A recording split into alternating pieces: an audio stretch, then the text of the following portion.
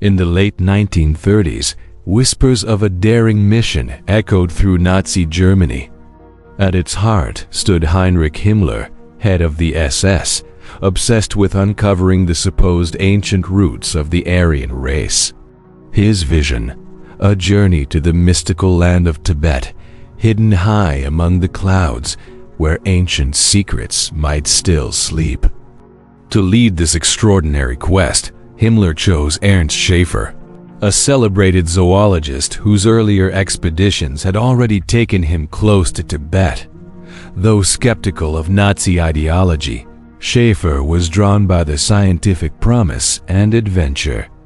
Eventually, he accepted on one condition: freedom to conduct genuine research, not mere propaganda.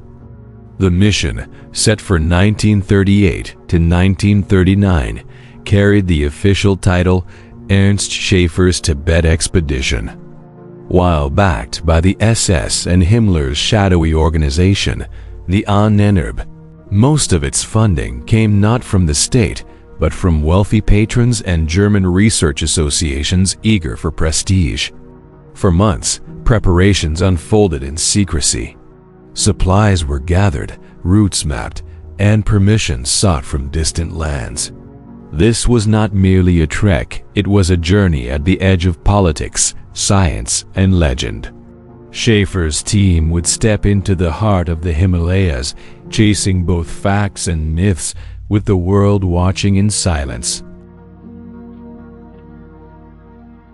Schäfer's official objectives were clear: study Tibet's geography, biology, climate, and culture. The mission aimed to collect rare plants, animals, and ethnographic data. Behind the scenes, however, these goals aligned perfectly with the Nazi quest for knowledge that could serve their ideological and strategic ambitions. The team spent months in remote Himalayan valleys, observing local traditions and documenting every detail. From the towering peaks to the hidden monasteries, they recorded landscapes, rituals, and artifacts unknown to much of the outside world. Scientific curiosity blended with the shadow of political intent. Reaching Lhasa, the holy city, was an achievement in itself. Foreigners rarely gained access, yet Schäfer's group was welcomed and allowed to witness ceremonies, interact with monks, and study ancient texts. Each encounter offered both cultural insight and potential material for Nazi racial theories. Though the expedition's official reports emphasized science, the overlap with the SS's racial and geopolitical agenda was undeniable. Every plant specimen, animal pelt, and photograph could be repurposed to fit a narrative, one that stretched far beyond pure research. The thin line between discovery and exploitation blurred with each passing day in Tibet's high mountain air. One of the expedition's key tasks was agricultural research. Schäfer's team collected thousands of seed samples, wheat, barley, oats chosen for their resilience in harsh climates. These were intended to support Nazi plans for Lebensraum, expanding farmland into Eastern Europe with crops adapted to cold, high-altitude conditions. Alongside the botanists, anthropologist Bruno Beger conducted detailed racial studies. He measured skulls, faces, and body proportions of local Tibetans, searching for physical traits that could be linked to the so-called Aryan lineage. Such work was framed as science, but it carried the heavy shadow of Nazi ideology. Every encounter with villagers became an opportunity for data collection. Fingerprints, blood types, and anthropometric measurements were taken with clinical precision. The subjects, often unaware of the larger agenda, became part of a vast catalog aimed at supporting racial theories rather than understanding cultures on their own terms. While some results had genuine scientific value, they were inevitably tied to the political goals of the Third Reich, The agricultural samples could feed a population in occupied territories, while the anthropological data could be weaponized to justify racial policies. Science and ideology moved together, inseparable under the expedition's banner. The expedition was as much about capturing images as gathering specimens. Schäfer's team carried cameras and film reels, documenting everything from sweeping Himalayan landscapes to intimate moments of daily Tibetan life. Each frame was a window into a world rarely seen by outsiders. They filmed religious rituals in vivid detail. Monks chanting under golden temple roofs, prayer flags fluttering against snow-capped peaks, and the haunting beauty of sky burials were all preserved on celluloid. These recordings blended scientific curiosity with an almost cinematic sense of wonder. Photographs served more than one purpose.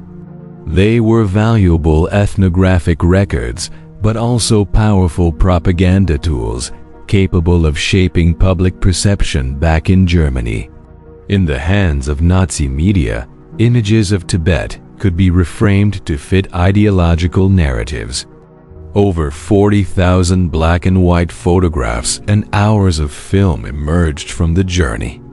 They captured not only landscapes and faces, but the expedition's unspoken duality, a mission straddling the line between objective science and political theater, forever immortalized through the lens.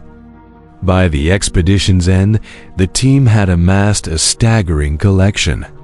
Crates overflowed with plant specimens, rare animal pelts, and preserved birds. Thousands of seeds carefully labeled promised new agricultural potential. Every item was catalogued for study upon return to Germany. Anthropological treasures were just as abundant. Measurements from hundreds of Tibetan subjects, along with casts of faces and skulls, filled notebooks and storage cases.